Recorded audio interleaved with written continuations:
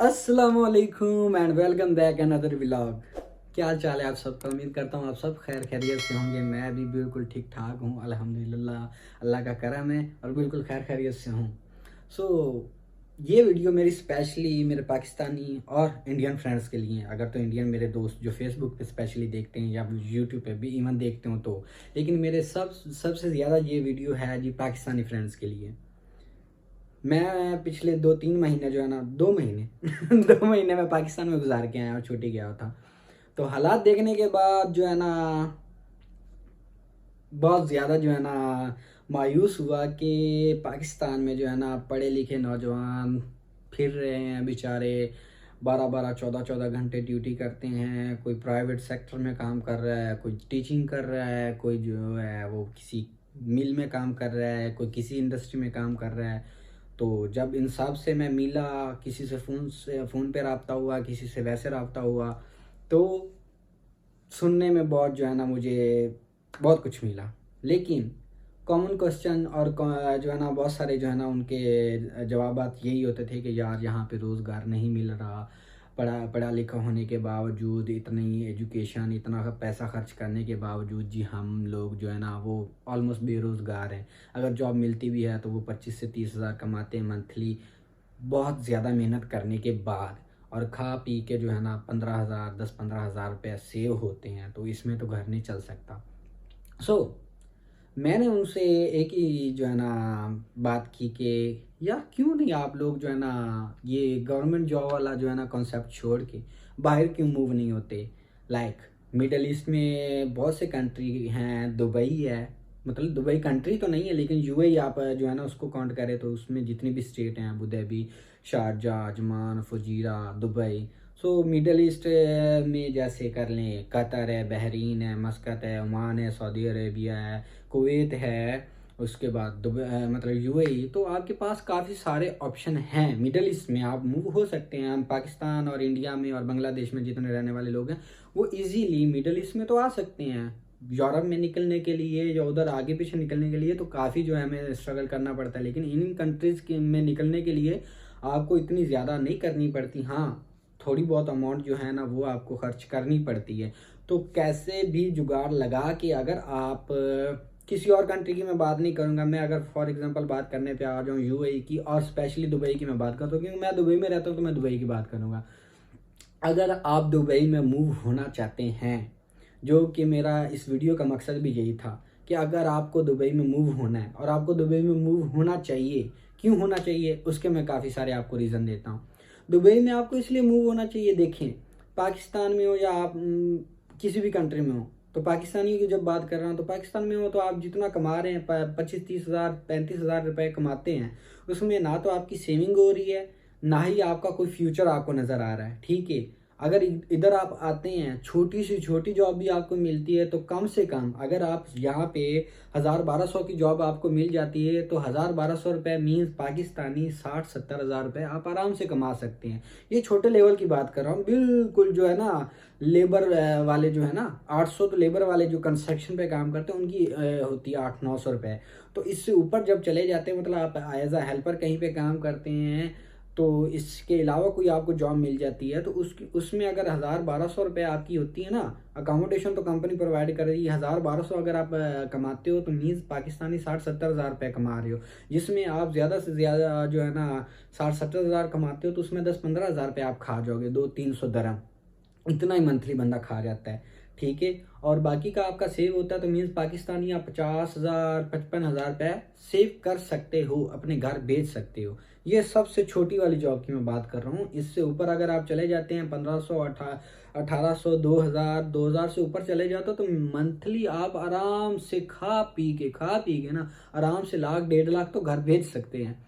तो क्यों नहीं भाई, जब मेरे जैसा बंदा आ सकता है और काफ़ी मेरे दोस्त हैं वो इधर आके सेटल्ड हो गए हैं और अच्छा खासा कमा रहे हैं, तो आप लोग क्यों नहीं आ सकते। और ज़रूरी आपने उधर रह के अपने कंट्री में धक्के खाने और कमाना है। हाँ, हमारा मुल्क है जी, हम उससे प्यार करते हैं, लेकिन जो अब हालात बने हुए हैं हमें फ्यूचर का सोचना चाहिए। जहाँ आप वहाँ पे 15 साल कमाएंगे तब जाके आप कुछ सेव करेंगे और आपको लगेगा कि हाँ भाई मैं कुछ कर सकता हूँ, लाइफ में आगे जा सकता हूँ। यहाँ आप 3-4 साल में जो है ना इस यहाँ से यहाँ पहुँच जाएंगे 3-4 साल में, तो आपको क्यों ना दुबई मूव होना पड़े, और होना भी चाहिए।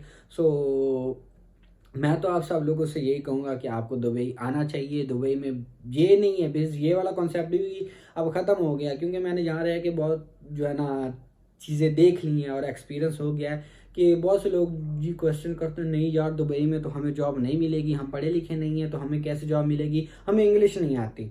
सो इंग्लिश का जो है ना कॉन्सेप्ट वो बहुत दूर रह जाए, क्योंकि पाकिस्तान में अगर पढ़ा लिखा एक बंदा ना, उसने मास्टर्स कर लिए हैं, उसने चाहे साइंस में किया या आर्ट्स सब्जेक्ट में किया है ना, वो जब इधर आता है ना, तो यहाँ का रहने वाला जो बंदा 2-4 साल जिसने यहाँ पे गुजार लिए ना, वो उतनी इंग्लिश जब बोलेगा ना तो सामने वाला बंदा नहीं बोल पाता। हाँ, कोई इंग्लिश मीडियम पढ़ा हुआ है बड़े शहर का, कराची, लाहौर, इस्लामाबाद का, तो वो बोल सकता है थोड़ी इंग्लिश, लेकिन जो छोटे मोटे सिटीज़ में रहने वाले छोटे मोटे शहरों के लोग हैं, नौजवान हैं, उनसे चाहे आप जितनी भी कर लो ना तवक्को, वो इतनी हाई फाई इंग्लिश नहीं बोल पाते। तो ये इंग्लिश वाला कॉन्सेप्ट छोड़ दें, यहाँ आके ऑटोमेटिकली इंसान सीख जाता है। मेरे जैसा बंदा सीख सकता है तो आप भी सीख सकते हैं।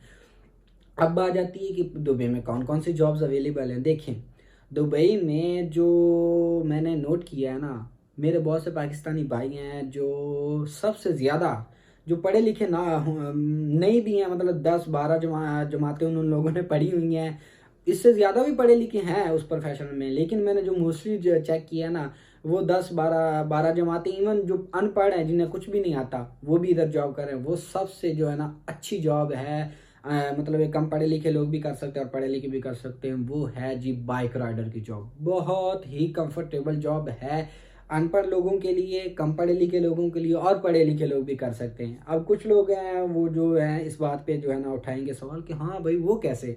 उसमें ये होता है कि भाई एक बाइक राइडर है ना, उसका काम होता है फूड जो भी ऑर्डर हुआ होता है उसे पिक करना शॉप से, मालिक को जाके दे देना, डिलीवरी करना, ये होता है जी। उसे डिलीवरी बॉय बोलते हैं, बाइक राइडर बोलते हैं, तो बाइक राइडर की जॉब होती है।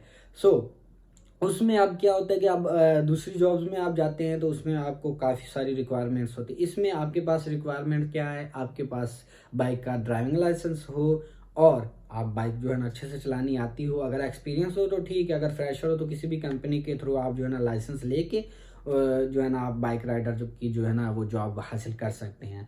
और एक बाइक राइडर यहाँ पे रह के, दुबई में रह के, एक बाइक राइडर कम से कम मंथली जो है ना, कम से कम वो 2500 से 3000 रुपये निकाल लेता है, और खा पी के आराम से। वो मैंने बहुत से जो है ना बाइक राइडर से ये जो क्वेश्चन पूछा कि यार आप कम से कम कितना मंथली कमाते हो, कम से कम, तो उन्होंने बोला कि भाई जितने भी, मतलब है कि कोरोना के दिनों में भी जब हालात बिल्कुल ख़राब हो गए थे तो बोलते कि हम खा पी के ना 1500 सेव कर रहे थे जब कोरोना में लॉकडाउन हो गया था। तो उन्होंने बोला कि हम इतना कमा रहे थे, तो आम दिनों में जैसे अब नॉर्मल दिन है या हालात हैं, तो नॉर्मल डेज में वो बताते हैं कि हम 2500 से 3000 तो आराम से सेव करते हैं। अगर 2500 से हमारा नीचे चला जाए ना हिसाब किताब, तो हमें तो नींद ही नहीं आती। तो बोलते कि हमारा हम पे डिपेंड करता है कि हमने कितनी डिलीवरी पिक करनी होती है और कितनी हमने ड्रॉप करनी होती है।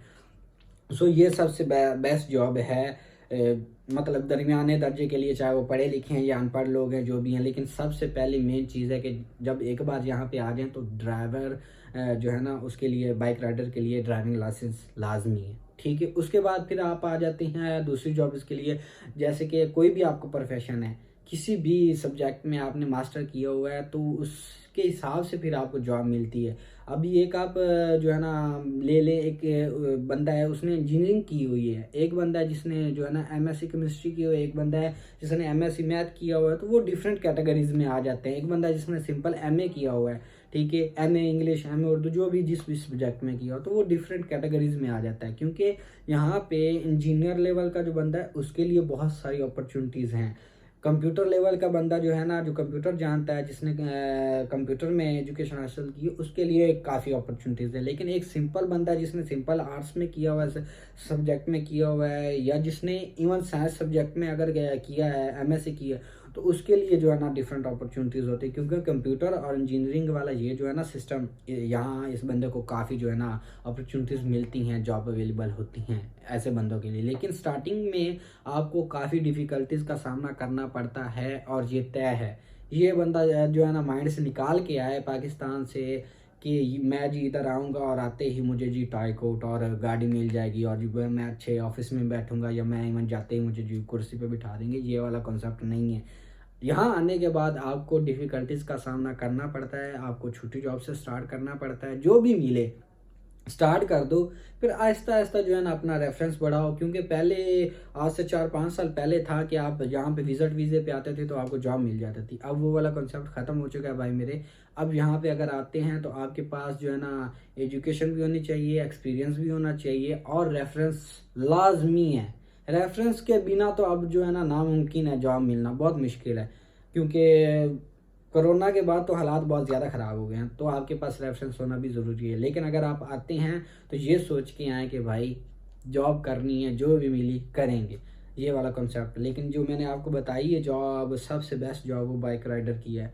तो आई होप आप लोग जो है ना इस बारे में सोचेंगे। अगर तो आपने अपना फ्यूचर संवारना है तो आप जो है ना आपको लाजमी आउट ऑफ कंट्री मूव होना चाहिए। ज़रूरी नहीं दुबई है, जिस भी मर्ज़ी कंट्री में जाएं, लेकिन आपको मूव होना चाहिए। चाहे आप 1 साल धक्के खाएंगे, 1.5 साल खाएंगे, लेकिन एक ना एक दिन जो है ना आप एक कामयाब जो है ना पोजीशन पे पहुंच जाएंगे। और अगर पाकिस्तान में रहेंगे तो चाहे 4 साल 5 साल करते रहें एक जॉब ही 15-20 हज़ार 30 हज़ार की 40 हज़ार की, लेकिन वो उसमें आपको कोई फ्यूचर आपको नज़र नहीं आएगा। आई होप आपको मेरे ये वीडियो पसंद आएगी, और अगर पसंद आए तो वीडियो को लाइक कीजिएगा, चैनल को सब्सक्राइब कीजिएगा, और कमेंट बॉक्स में कोई भी क्वेश्चन हो आपके माइंड में जॉब से रिलेटेड, स्पेशली दुबई में, तो आप मुझसे पूछ सकते हैं। आपका भाई हाजिर है। इसी के साथ जी मुझे दीजिए इजाज़त। अल्लाह हाफिज़।